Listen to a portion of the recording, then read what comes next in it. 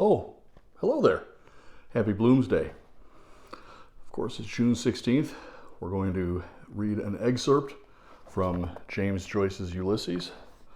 I have my cake of lemon soap from Sweeney's of Dublin, courtesy of Washington, D.C.'s man of letters, Eric Huey.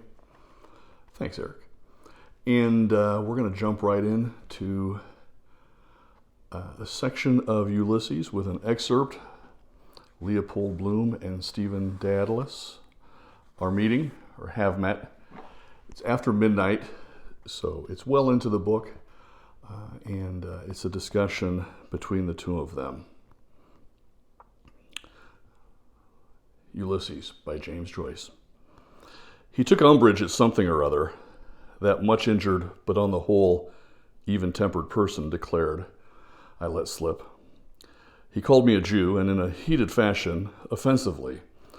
So I, without deviating from plain facts in the least, told him his God, I mean Christ, was a Jew too, and all his family, like me, though in reality I am not.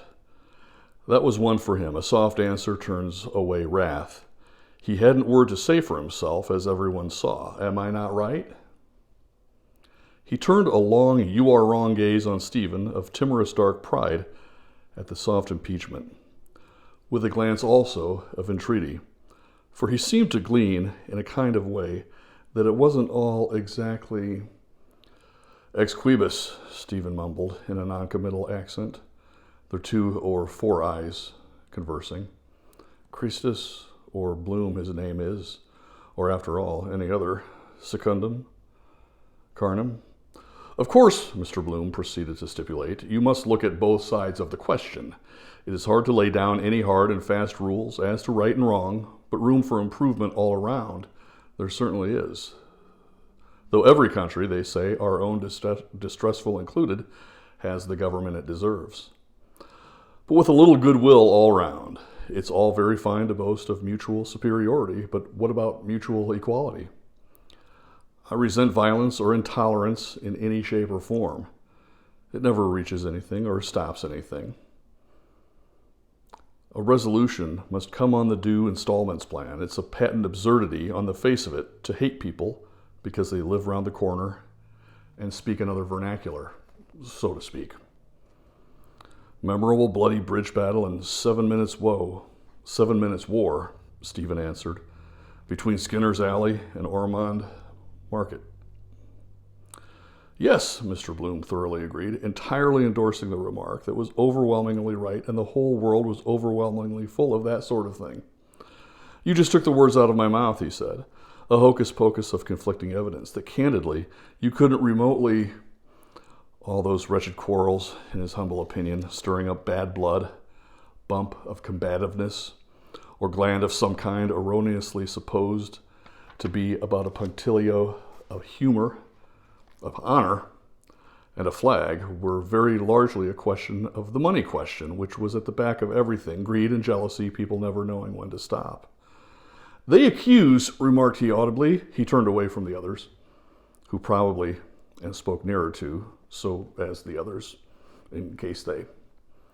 Jews, he softly imparted, in an aside in Stephen's ear, are accused of ruining. Not a vestige of truth in it, I can safely say. History, would you be surprised to learn, proves up to the hilt. Spain decayed when the Inquisition hounded the Jews out, and England prospered when Cromwell, an uncommonly able ruffian, who in other respects has much to answer for, imported them. Why? Because they are practical and are proved to be so. I don't want to indulge in any, because, the standard works on the subject, and then orthodox as you are. But in the economic, not touching religion domain, the priest spells poverty. Spain, again, you saw in the war, compared with go-ahead America, Turks, it's in the dogma, because if they didn't believe, they'd go straight to heaven when they die, then they'd try to live better, at least so I think. That's the juggle on which the PPs raise the wind on false pretenses. I'm, he resumed with dramatic force, as good an Irishman as that rude person I told you about at the outset, and I want to see everyone, concluded he, all creeds and classes pro rata, having a comfortable, tidy-sized income, in no niggard fashion either, something in the neighborhood of 300 pounds per annum. That's the vital issue at stake, and is feasible, and would be provocative of friendlier intercourse between man and a man. At least that's my idea for what it's worth. I call that patriotism. Ubi patria, as we learned, a small spattering of us, in our classical day in Alma Mater, Vita Bene. When you can have, well, the sense is, if you work. Over his untastable apology for a cup of coffee, listening to this synopsis of things in general, Stephen stared at nothing in particular. He could hear, of course, all kinds of words changing color, like those crabs about Ring's End in the morning, burrowing quickly into all colors of different sorts of the same sand, where they had a home somewhere beneath, or seemed to. Then he looked up and saw the eyes that said or didn't say the words the voice he heard said, if you work. Count me out, he managed to remark, meaning to work. The eyes were surprised at this observation because, as he, the person who owned them, pro tem, observed, or rather his voice speaking did, all must work, have to, together.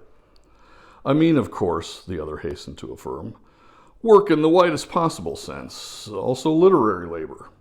Not merely for the kudos of the thing, writing for the newspapers, which is the readiest channel nowadays. That's work too, important work. After all, from the little I know of you, after all the money expended on your education, you are entitled to recoup yourself and command your price. You have every bit as much right to live by your pen in pursuit of your philosophy as the peasant has. What? You both belong to Ireland, the brain and the brawn. Each is equally important. You suspect, Stephen retorted with a sort of a half-laugh, that I may be important because I belong to the Faubourg Saint-Patrice called Ireland, for short. I could go a step farther, Mr. Bloom insinuated, but I suspect, Stephen interrupted, that Ireland must be important because it belongs to me. What belongs? Queried Mr. Bloom, bending, fancying he was perhaps under some misapprehension. Excuse me, unfortunately I didn't catch the latter portion. What was it you... Stephen, patently cross-tempered, repeated, and shoved aside his his mug of coffee, or whatever you like to call it, none too politely, adding, we can't change the country. Let us change the subject. Until next time, thanks for your time, and read harder. Happy Bloomsday.